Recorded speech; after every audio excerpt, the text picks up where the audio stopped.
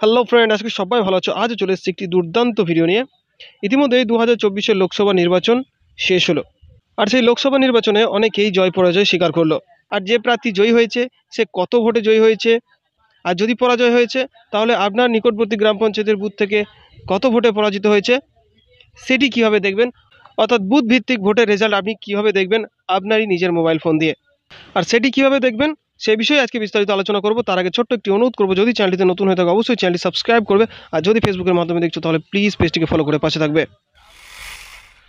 তো বন্ধুরা, প্রথমে আমাদের ক্রোম ব্রাউজারে চলে আসতে হবে, সেখানে সার্চ করে নিতে হবে ceo.westbengal.nic.in।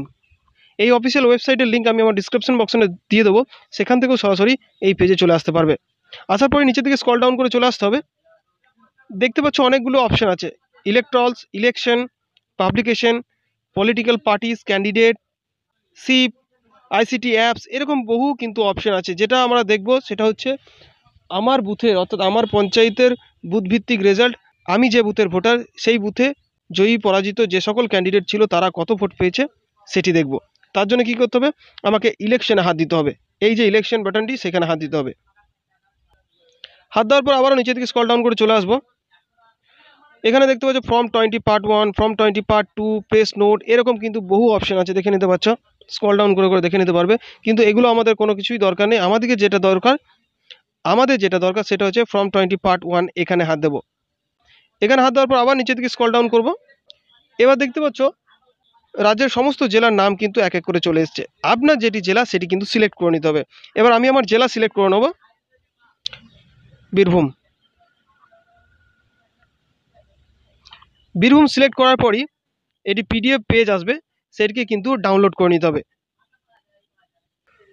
তো বন্ধুরা, দেখতে পাচ্ছ আমরা সেই পিডিএফ পেজটি, ডাউনলোড করা পেজটিতে চলে এসেছি। দেখে নিতে পাচ্ছ ফর্ম 20 ফাইনাল রেজাল্ট সিট।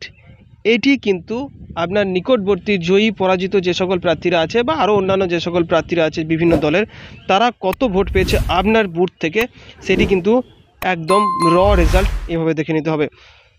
প্রথমে বলে রাখি, এই যে সিরিয়াল নাম্বারটি দেখছেন, সিরিয়াল নাম্বারের পরে যে সিরিয়াল নাম্বার পোলিং স্টেশন, এইটি হচ্ছে আপনার বুথ নাম্বার। আপনার বিধানসভাটি প্রথমে দেখে নিতে হবে। এটি হচ্ছে দুবরাজপুর এসসি বিধানসভা। দুবরাজপুর বিধানসভার যতগুলো বুথ, একদম 1 2 3 4 5 6 করে, এইটি হচ্ছে বুথ নাম্বার। আপনার যে বুথ নাম্বারটি হচ্ছে তার সাথে মিলিয়ে নিতে হবে।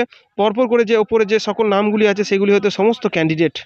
আর ক্যান্ডিডেটের নিচে নিচে যে সংখ্যাগুলি দেখছেন, এই যে 391, 7, 5, 583, এগুলি হচ্ছে আপনার বুথের ভোট। ওকে, সেই বুথের ভোট এখানে কিন্তু ভাগ করে দেওয়া আছে।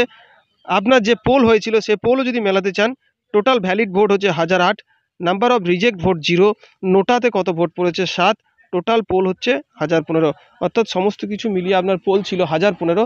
সেই 1015 ভোটের নিরিখে আপনার জয়ী পরাজয়ী সহ যে সকল প্রার্থীরা আছে তারা কত কত ভোট পেয়েছে আপনার বুথে, সমস্ত কিন্তু এখানে পাট করে দেওয়া আছে। তো বন্ধুরা, এই ছিল আজকের বিষয়। আপনার বুথে কোন প্রার্থী কত ভোট পেয়েছে কিভাবে আপনার নিজের মোবাইল ফোন থেকে দেখবেন সেটি খুব সহজেই দেখিয়ে দিলাম। তো বন্ধুরা, এই বিষয়ে যদি আরও কোনো প্রশ্ন থেকে থাকে অবশ্যই তোমরা আমার অফিসিয়াল হোয়াটসঅ্যাপ গ্রুপের লিঙ্ক ডিসক্রিপশন বক্সে দেওয়া থাকবে, সেখানে জয়েন হয়ে সরাসরি প্রশ্ন করতে পারবে। ভিডিওটি শেষ করার আগে অনুরোধ করব ভিডিওটি বেশি বেশি করে শেয়ার করো, যাতে করে এই গুরুত্বপূর্ণ তথ্যটি সকলের কাছে পৌঁছে যায়। আর যদি ভিডিওটি ভালো লেগে থাকে অবশ্যই একটি লাইক করবে, সঙ্গে চ্যানেলটি সাবস্ক্রাইব করে পাশে থাকবে। আজ এ পর্যন্ত, ধন্যবাদ।